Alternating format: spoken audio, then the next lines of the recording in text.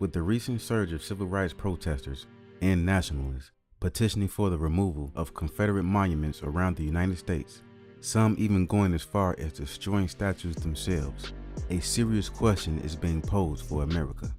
If Confederate monuments demoralize American values because of their direct association with the organization of slavery, racism, and division, wouldn't these standards also apply to national holidays as well? I mean, let's take Columbus Day for example. Each year, Christopher Columbus is revered as the European voyager who sailed the uncharted seas and discovered this new, undeveloped land inhabited by just a few lonely and uncivilized savages who needed to be Christianized. This is what is taught in schools. Most European Americans are comfortable with this image because it depicts their ancestor as heroic. Flip the coin the other way, and the same image downplays the tragic impact his legacy had on the indigenous population of the Americas and Africa. How come school textbooks don't tell students that Columbus was the first European to bring slavery to the Americas? After encountering the natives on his first voyage, Columbus wrote in his journal that he could conquer them with 50 men and govern them as he pleased. Miguel Cunha, a crew member accompanying Columbus on his second voyage in 1494, wrote in a letter that Columbus captured 1,600 natives on the island of Hispaniola. From there, 650 men and women were involuntarily loaded aboard Spanish sea vessels like cargo, destined for slave markets in Spain. Another 550 natives were awarded to Spanish settlers to take them as they wished. Cunha also bragged about raping a young girl given to him by Columbus. Bartholomew Las Casas, a Spanish priest accompanying Columbus on his third voyage, wrote in a report, quote, "I say no more than what I saw.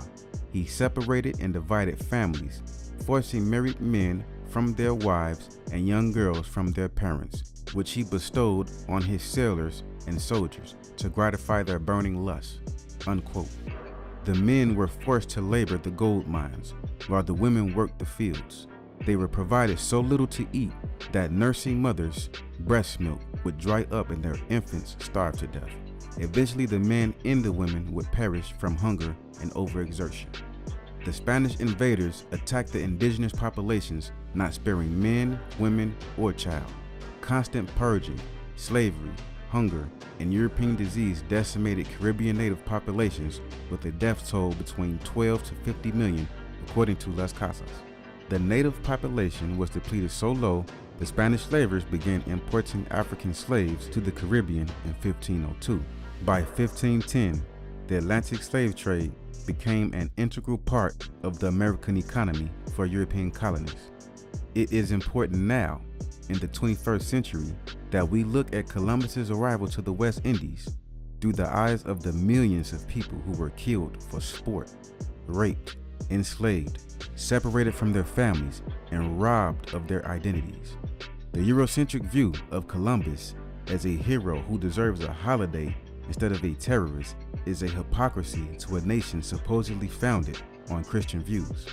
In 1986, after overthrowing the Duvalier regime, Haitian protesters tossed the great statue of Columbus into the sea. It's time America does the same thing with Columbus Day. It should be replaced with a new holiday in tribute to the indigenous tribes and victims of the slave trade.